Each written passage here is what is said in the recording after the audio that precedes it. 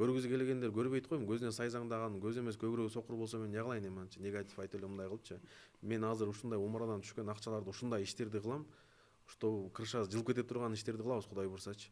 Мусулмандарда дагы, биздин мусулмандарда дагы ушундай балдар бар. Ушундай бизнесмен балдар бар.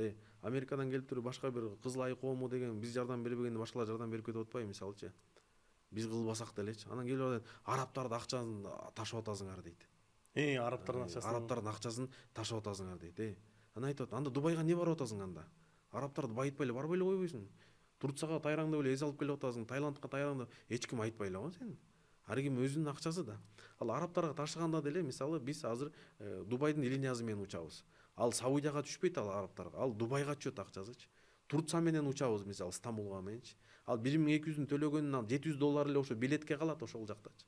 Гостиницага бар, тияка бар, эми арабтар биздин акчага муктаж деле болбосо керек, өздөрүчү. Дүйнө жүзүнүн боюнча алар нефти билесиң, биринчи орунда турат аларчы. Точно ушу кыргыздардын умрадан түшкөн акчасына муктаж эмес да арабтарчы.